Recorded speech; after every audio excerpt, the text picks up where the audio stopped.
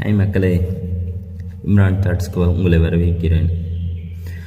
இப்போது நான் சொன்ன மாதிரி காக்ரோச் ஜனதா பார்ட்டியில் இப்போது ரீசனாக இன்றைக்கி வரைக்கும் 21.1 மில்லியன் பேர் சேர்ந்துருக்காங்க. என்ன அப்படின்னு சொல்லி பார்த்தீங்கன்னா, இந்த காக்ரோச் ஜனதா பார்ட்டின்றது ஒரு கட்சி இல்லை. அது இளைஞர்களால் எழுப்பப்படும் புரட்சிகரமான ஒரு எல்லோரும் சேர்றாங்க.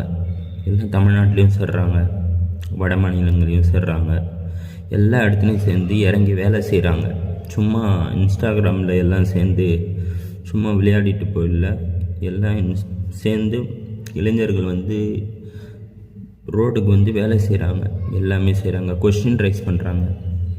இதை பற்றினா நீட்டில் இது மாதிரி பண்ணுறீங்களே, 2019 இது வரைக்கும் நீட்டில் எவ்வளோ முறைகேடு செஞ்சுருக்கீங்க, அதெல்லாம் ஏன் செய்கிறீங்க? ஏன் இவ்வளோ டீசல் பெட்ரோலுடைய விலை ஏற்றுறீங்க? ஏன் அப்படின்னு சொல்லி எல்லாமே ஏன்ற கொஸ்டின் எழுப்புகிறாங்க. எல்லாத்த பற்றியும் எழுப்புகிறாங்க. இப்போ தமிழ்நாட்டில் நடந்திருக்கிற சிறுமியோட பாலியல் அது வன்கொடுமையாக இருக்கட்டும், எல்லாத்த பற்றியும் கேட்குறாங்க.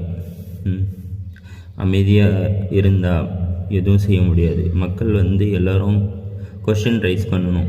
ஏன்ற கொஷின் மட்டும் நீங்கள் கேட்கலன்னா நம்ம கடைசி வரைக்கும் கொட்டை உள்ளே போயிட்டே தான் இருக்கணும்.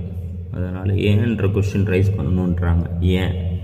ஏன்ற கொஷின் எப்பயுமே கேளுங்க மக்களை. எதற்காக, ஏன் இப்படி செய்கிறீங்க அப்படின்னு சொல்லி கொஷின் எப்பயுமே ரைஸ் பண்ணிகிட்டே இருங்க. கண்டிப்பாக அதற்காக தீர்வு கண்டிப்பாக கிடைக்கும். ஓகே மக்களே.